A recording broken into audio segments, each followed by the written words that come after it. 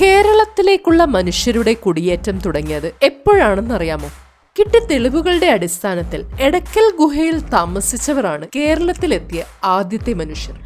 മധ്യേന്ത്യയിൽ നിന്ന് ഡെക്കാൻ പ്രദേശത്തിലൂടെ സഞ്ചരിച്ച് ദക്ഷിണേന്ത്യയിലെത്തിയ ജനവിഭാഗമാണ് കേരളത്തിലെ ആദ്യ മനുഷ്യർ. പക്ഷേ ഇവർ ഇവിടെ എത്തുന്നതിന് മുമ്പ് കേരളത്തിലെത്തിയ മറ്റൊരു ജനവിഭാഗമുണ്ട്, നിഗ്രിറ്റോ വംശജർ. BC 60,000 ആഫ്രിക്കയിൽ നിന്ന് യാത്ര തുടങ്ങിയ നിഗ്രിറ്റോ വംശജർ എപ്പോഴാണ് കേരളത്തിലെത്തിയത് എന്നതിന് തെളിവുകളൊന്നും ലഭിച്ചിട്ടില്ല. കൂടാതെ അതിനുള്ള തെളിവുകൾ ലഭിക്കുവാനുള്ള സാധ്യതകൾ കുറവാണ്. കാരണം ഐസ് ഏജ് തന്നെ 2.4 മില്യൺ വർഷം മുമ്പ് തുടങ്ങി ഏകദേശം BC 10,000 വരെ നീണ്ടുനിന്ന് ഹിമയുഗ കാലം അവസാനിച്ചപ്പോഴേക്കും കടൽ നിരപ്പ് 120 മീറ്റർ വരെ ഉയർന്നു. അതുകൊണ്ട് നിഗ്രിറ്റോ വംശജർ കേരളത്തിലെത്തിയ സ്ഥലമൊക്കെ ഇപ്പോൾ കടലിന്റെ അടിയിലാണുള്ളത്. ഗുജറാത്തിലുള്ള ദ്വാരക പോലുള്ള ബൃഹത് നഗരങ്ങളുടെ അവശേഷിപ്പുകൾ കടലിൽ നിന്ന് നമുക്ക് കണ്ടെത്തുവാൻ സാധിക്കും.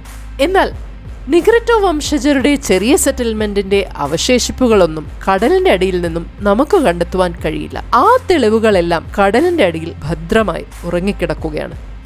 കേരളത്തിൽ എത്തിപ്പെട്ട നിഗ്രിറ്റോ വംശജരുടെ മുന്നിലുള്ളത് അതികഠിനമായ വെല്ലുവിളികളാണ്. ഇതിനെക്കുറിച്ചാണ് അടുത്ത വീഡിയോ. ഈ വീഡിയോ ഇഷ്ടപ്പെട്ടെങ്കിൽ ലൈക്ക് ചെയ്ത് സബ്സ്ക്രൈബ് ചെയ്യാൻ മറക്കല്ലേ.